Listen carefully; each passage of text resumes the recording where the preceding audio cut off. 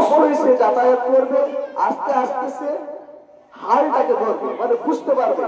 School যখন সে যাতায়াত করবে তখন সে বুঝতে পারবে যে আমার কি করা দরকার। আর প্রত্যেকটি অভিভাবকের কাছে অনুরোধ যে আপনারা আপনাদের ছেলেদেরকে যে কোনো স্কুলে ভর্তি করেন না কেন, এখন আপনাদের স্কুল যেটা নতুন হচ্ছে গ্রিনল্যান্ড পাবলিক স্কুল, নতুন স্কুল, অবশ্যই ইনশাআল্লাহ আমি দোয়া করি আর আমরা আশাও করছি যে স্কুল যতগুলো পাবলিক স্কুল হচ্ছে মাশাআল্লাহ অনেক সুন্দর পড়াশোনা হয়, অনেক সুন্দর। আমরা বাচ্চাগুলোকে ধরে ধরে পড়াশোনা করাই। আপনাদের স্কুলের প্রাইমারি স্কুলের আমি খবর নেন, থালি নিয়ে যাবে, থালিগুলো নিয়ে বাজাবাজি করবে, এবার টাইম হবে খিচুড়ি খাবে, বাড়ি ফিরবে। ওর ভিতরে কোনো শিক্ষা নেই। দেখে না হলে আপনি দেখতে পারবেন, না হলে আপনার গ্রামের বাচ্চারা যারা আছে দেখবেন 10 ক্লাসে পড়ছে, অথচ সে নিজের ঠিকানা লিখতে পারছে না। অনেক বহু হয়েছে এরকম।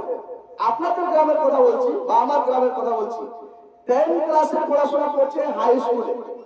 উনাকে যদি বলা হয় যে তুমি তোমার ঠিকানাটা আমাকে লিখে দাও ইংলিশে বা বাংলায়, দেখবেন গোল করে বসে আছে, লিখতে পারবে না। তাহলে আমাদের সর্বপ্রথম যেটা হচ্ছে এই যে পাবলিক একাডেমি স্কুলগুলো, এগুলোতে মাশাআল্লাহ অনেক পড়াশোনা ভালো হয়, অনেক ভালো। আমরা হাত দিয়ে ধরে ধরে পড়াশোনা করাই। বাচ্চারা যারা ছোট বাচ্চা আছে ওদেরকে আমরা একটা একটা করে ধরে ধরে পড়াই।